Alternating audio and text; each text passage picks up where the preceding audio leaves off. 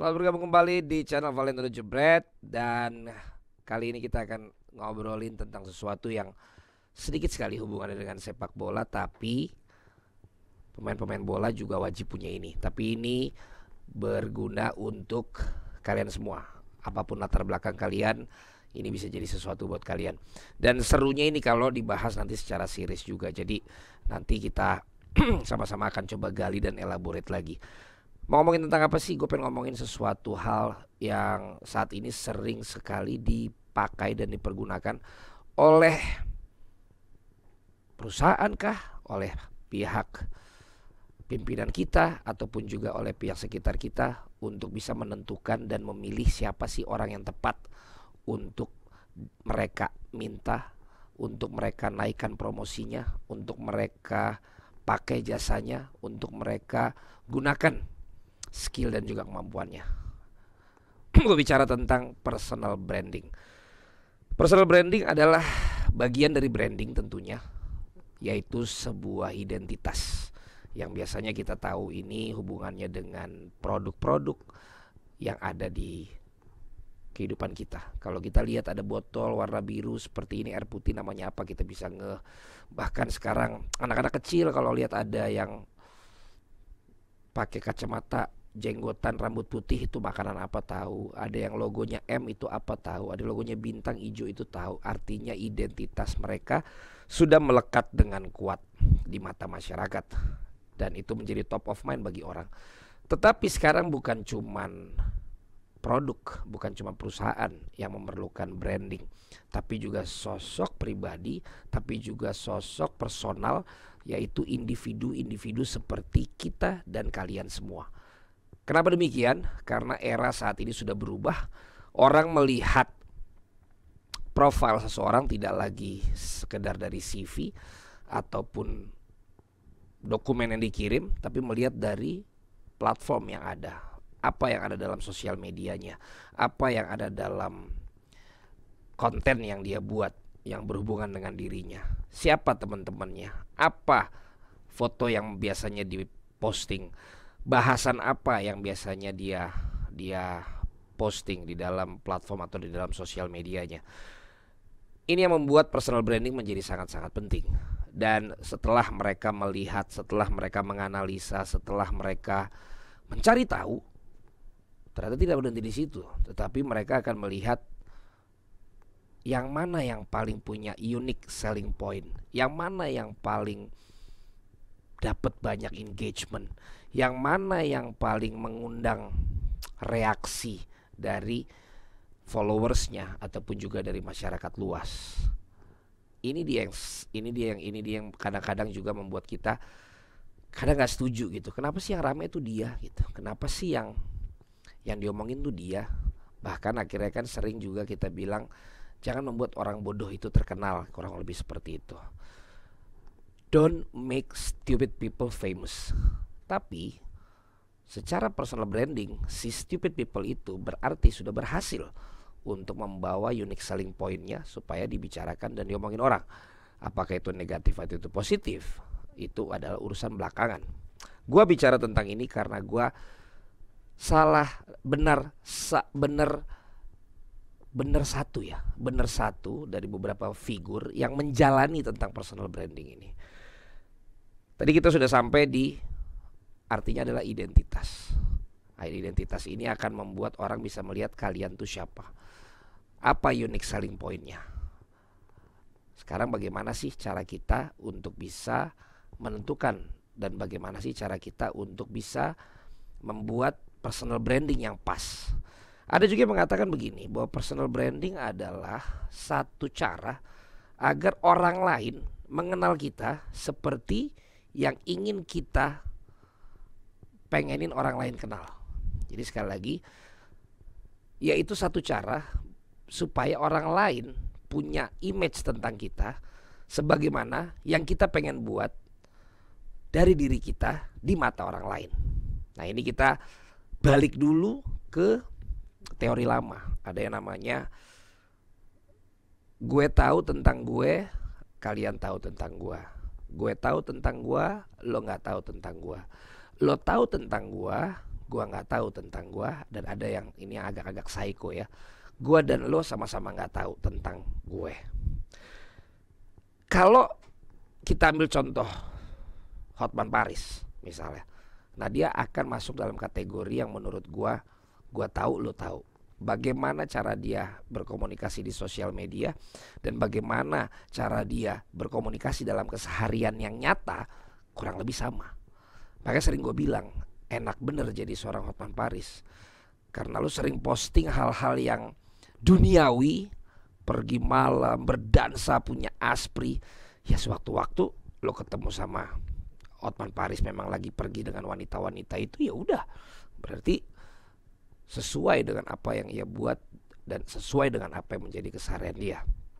Tapi ada juga yang di sosial media sepertinya kita tahunya tentang A, tapi ternyata pada saat kita melihat dia menjadi sosok yang B. Atau sebaliknya, banyak orang banyak orang yang tahu kayaknya lu tuh tipenya begini deh, tapi ternyata dia tipenya seperti ini. Mana yang benar? Sebenarnya gak ada yang benar, gak ada yang salah. Tergantung bagaimana lu pengen membuat personal branding lu.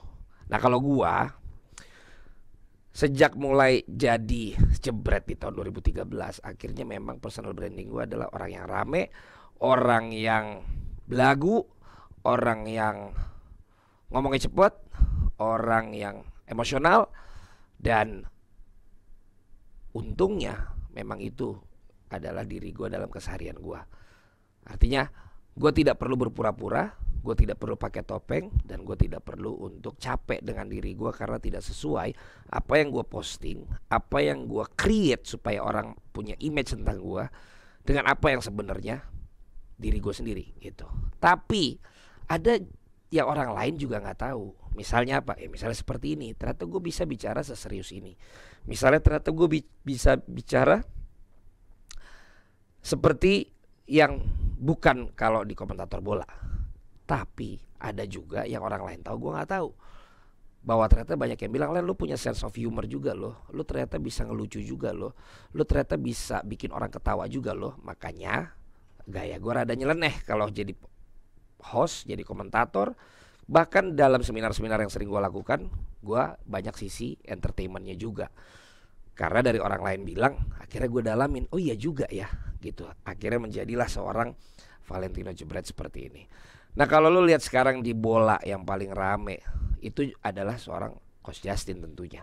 Nah kalau lu lihat dia masuk ke dalam unsur-unsur yang gue bilang tadi, seperti yang gue sebutkan tadi. Pemain-pemain bola besar di Indonesia, ya kita lihat patokannya pasti Bambang Pamungkas. Iklan semua larinya ke dia. Bahkan setelah dia jadi pemain pun, setelah dia gak jadi pemain pun, tetap seorang Bambang Pamungkas. Siapa lagi misalnya? Kita bisa lihat masing-masing ini punya personal branding seperti apa. Penyanyi A dengan penyanyi B berbeda. Ustadz A dengan Ustadz B berbeda. Pendeta A dengan pendeta B berbeda. Politisi A dengan politisi B berbeda. Tapi itu mereka bisa dikelompokkan juga. Ini yang sejenis, ini yang sejenis. Itulah yang namanya personal branding. Nah, ada 4 C yang kalian bisa dapatkan di episode kali ini, supaya kalian bisa menentukan apa yang pas untuk menjadi personal branding kalian. Yang pertama adalah clarity, yaitu kejelasan. Kejelasan tentang siapa diri lo, kejelasan tentang apa kekuatan dalam diri lo, kejelasan tentang apa yang menjadi keunikan dalam diri lo. Apa yang menjadi kekuatan, apa yang menjadi keunikan, itu adalah satu poin untuk menentukan itulah personal branding lo yang tepat. Karena kalau lo fokus pada apa yang menjadi kelemahan lo dan apa yang menjadi tantangan lo akan jauh lebih bekerja keras untuk bisa menjalankan personal branding yang lo lakukan. Misalnya lo gak family man, tapi lu bikin personal branding lu tuh family man yang semua postingannya sama keluarga dan lain sebagainya. Jangan nanti orang akhirnya akan kaget ketika ketemu lu langsung. Lah kok lu gak se-family man yang lu bikin sih yang ada di dalam personal branding lu. Itu bisa terjadi. Itu clarity. Jadi lu harus jelas dulu lu tuh siapa, apa kekuatan lu, apa keunikan lu cari itu. Yang kedua adalah konsistensi. Dengan lu sudah punya clarity, lu harus konsisten. Karena clarity aja nggak cukup untuk orang akhirnya punya top of mind. Kalau si Budi ini tipe yang begini, nggak. Karena lu cuma baru kelihatan sekali dua kali. Apalagi kalau lu ganti tadinya lu personal brandingnya A jadi B jadi C jadi C jadi D, jadi lu gak jelas. Jadi lu harus konsisten. Ya dari 2013 sampai dengan 2024 ya seperti inilah gua. Konsisten untuk berada di situ. Adapun hal-hal di luar yang orang lain tahu itu tidak terlalu menonjol. Bahkan gue sudah berusaha untuk nge-grab yang lebih luas, tapi orang tetap sama patokannya. Jebret itu komentator berisik olahraga khususnya bola. Yang kayak gini-gini banyak orang yang malah mungkin belum tahu kalau gue juga sebenarnya trainer. Sebenarnya gue orang yang sedang menjalankan apa yang menjadi materi training gue dalam personal branding, dalam marketing. Karena itu udah gue jalankan dari tahun 2007-2008 yang akhirnya menjadi satu praktek dalam kehidupan gue sebagai komentator. Nah makanya di usia gue yang sekarang gue pengen coba juga mengeluarkan diri gue yang mungkin lo pada gak tahu gue tuh seperti apa. Perlu transisi, perlu momen yang juga gak gampang. Makanya gue juga akan coba juga untuk melakukan itu. Jadi gak usah diganggu, ntar ini akun bolanya ada di Jebret Media, IG-nya ada di Radit Valen. Tapi untuk sesuatu yang berbeda, gue ada di Valentino Jebret. Dan nanti ada juga di IG yang memang mengkhususkan hal-hal di luar bola. Dari konsistensi ketiga adalah konten. Seperti yang gue bilang, di era sekarang tidak bisa tidak untuk bisa memunculkan personal branding lu perlu konten yang lu buat. Gue baru ikut seminar, akhir-akhir ini gue jadi mulai ikut rajin seminar lagi. Ketika brand memilih KOL atau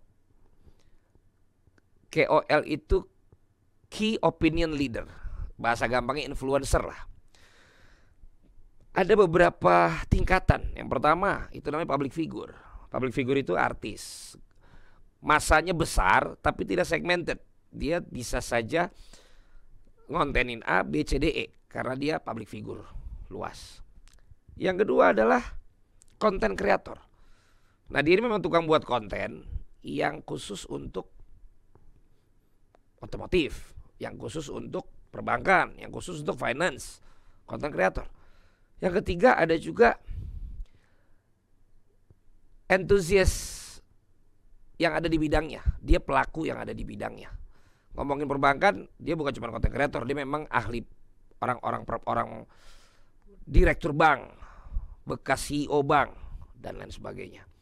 Baru tokoh-tokoh, bisa tokoh politik, tokoh agama, tokoh masyarakat. Ini adalah para influencers. Nah, kenapa mereka bisa dipilih? Karena mereka punya konten yang sesuai dengan yang dicari oleh brand. Atau kalau dalam perusahaan, konten-konten lo ternyata cocok dengan apa yang dibutuhkan di perusahaannya. Kalau lo masih kuliah, dari sekarang lo udah tahu lo senangnya ngerjain apa. Sehingga lo pada saat nanti kerja atau pas lo mau magang, udah ketahuan branding lo tuh ada di mana. Supaya gak kelamaan, yang terakhir, setelah lo tahu clarity, lo konsisten apa yang menjadi diri lo lakukan terus, lo punya konten. Yang keempat adalah lo harus selalu communications sama orang-orang yang ada, sama follower lo. Artinya apa? Lo bangun percakapan di situ. Orang semua senang dengan storytelling. Lo bangun cerita lo jawab komennya, lo bisa ajak mereka ketemuan, membuat mereka jadi lebih kenal sama lo. 4 hal itu lo lakukan, maka lo akan punya fondasi personal branding yang bisa lo pakai dan lo nanti akan rasakan gunanya dalam kehidupan lo. Langkah berikutnya adalah tujuan lo akhirnya apa, dan lo punya ukuran berapa lama lo untuk mencapai tujuan lo. Oke? Jadi itu aja dari gua. Nanti kita juga akan coba bikin lagi ya workshop yang bisa lebih tajam, yang bisa lebih cukup durasi waktunya. Tapi kurang lebih mudah-mudahan 4C tadi bisa membantu lo untuk nguatin personal branding lo. Siapapun lo, apapun latar belakang lo, personal branding itu kuat.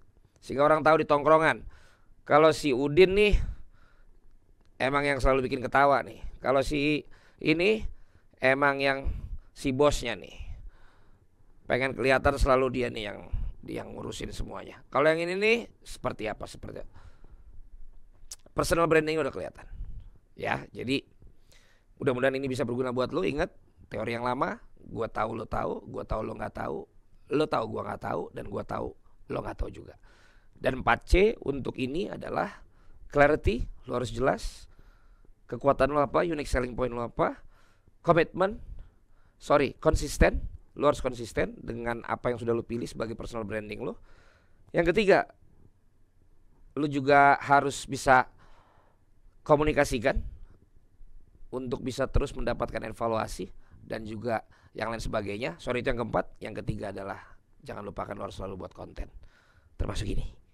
Ini adalah bagian dimana gue memaksa diri gue bikin pokoknya konten demi konten yang bisa lo buat. Oke guys, mudah-mudahan berguna buat kalian. Nanti silakan kalau mau bertanya, silakan kalau mau tulis komen. Yang jelas kalau buat penonton gue yang senang bola, ini juga ada hubungannya kok sama pemain-pemain bola. Lu jadi bisa lihat tuh masing-masing punya personal branding. Kalau yang enggak, ya inilah sarana atau channel lu mengenal yang berbeda dari diri gue di luar sepak bola, yang merasa juga terbantu dengan ini, atau ada orang lain yang sedang bertanya tentang materi ini, kasih tahu mereka untuk subscribe ke Valentino Jebret. Sampai ketemu lagi di episode berikutnya. Thank you, selamat malam. Kalau emang ini tayang sekarang, nanti malam juga bola menentukan ini. Apakah Spurs yang didukung penonton Arsenal itu akan mampu menahan Manchester City dan mengalahkannya? Kita lihat saja nanti. Thank you semuanya. Ciao.